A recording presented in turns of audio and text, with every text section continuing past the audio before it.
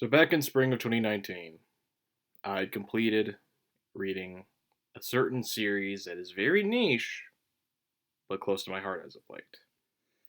Mr. Falcon Punch is the number one fan of this certain series, and I think you know what it is. Dorohedoro. Written and illustrated by a woman by the name of, I'm going to butcher this, Hayashida Q. It's a seinen. By the way, it's already great. Um, Kaiman. Okay, so it's an amnesia story. It's an amnesia story, but I think the amnesia subplot gets like dropped over time because it's a mystery. Okay, I'm not it's spoiler free by the way. You have to go in blind. He was transfigured by a magic. We don't know who this is, but it left him with a reptile head. So guess what? He can regenerate. He can do all this. And this woman named Nikaido's like, "Hey, I can help you out, dude. Like this magic user turned you into this lizard-headed dude. I'll help you out."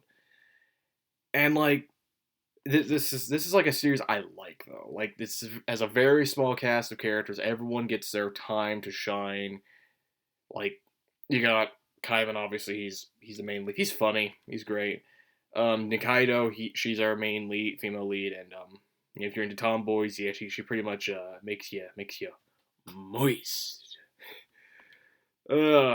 I don't know why, but Anime Hero said that people only know Dorohedoro through Shin and Noi, and I'm like, I don't have to think so. I never really thought those two were kind of, oh, they represent Dorohedoro. No, I think it's always been Kaiman and Nikaido who've kind of represented Dorohedoro in their appearance. And Dorohedoro is a gritty, fun series. It's funny as hell. It's got a good mystery though. Like we don't like Kaiman's disorder. We don't know who really caused it, and it like gives us clues of who are these possible people. And again, it's gonna make you have red herrings of who could have been Kaiman prior. Like who is he? Who was he prior? Why does he have a lizard head?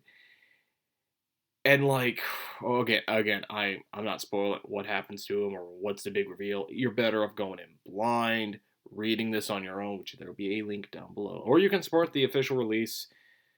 It's gonna be the most as Viz Media released any of the official volumes. But it's like what? Let me check how many chapters we got in here. 167 chapters with a lot of good side chapters. And by the way, we got what 23 volumes or so if I recall. I don't know. There was always an extra chapter, and the chapters, the guided chapters, the extra chapters, you need to read them because they are just that good. They explain further detail on certain characters, like who they are. My favorite is Noise, which, by the way, Noi, again, tomboy niggas, I see you. I see you. We know you tomboy lovers out there. I'll just straight up say it. She's still got boobs, but she's thick, CK, with muscles. And I know you tomboy lovers out there, you want that. By the way, I'm saying nigga in a meme sense, okay? I don't have an N-word pass. Yet. That's not racism, by the way. I'm just saying. I just know. Y'all motherfuckers out there. Y'all motherfuckers right there. I see you. Jokes aside, though, Shin's a great side character, too. Like, we have a lot of good development between the protagonist and the antagonist, which the antagonists, I think, are probably the best characters, obviously. My favorite's In, which, again, he has the best resurrection. Yeah, he spoilers, but I know. But just take my word on this.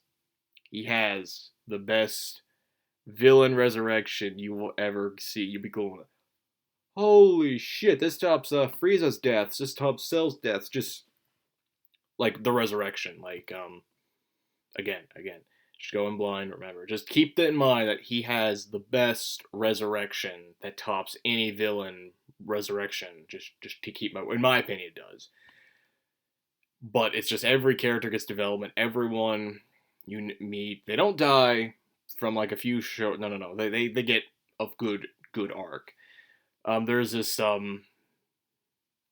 magic user who has a bad mask, and he's a owner to a restaurant, and the series is fun. It's a fun series. Dark, gritty. Hit my top 3.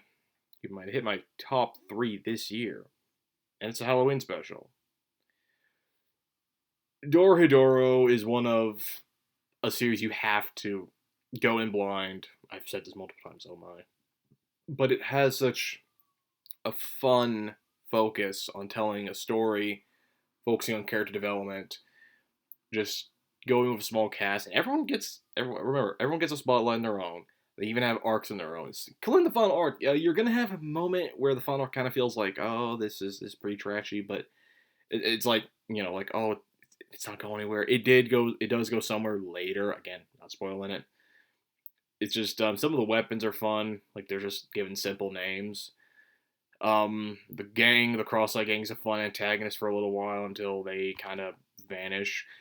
Again, everyone gets a spotlight, and this kind of made me prefer 24-page manga chapters after I was reading it, because you all think regular Ragnarok is my top 5, when it's more of my top 20 ongoing or top 5 ongoing.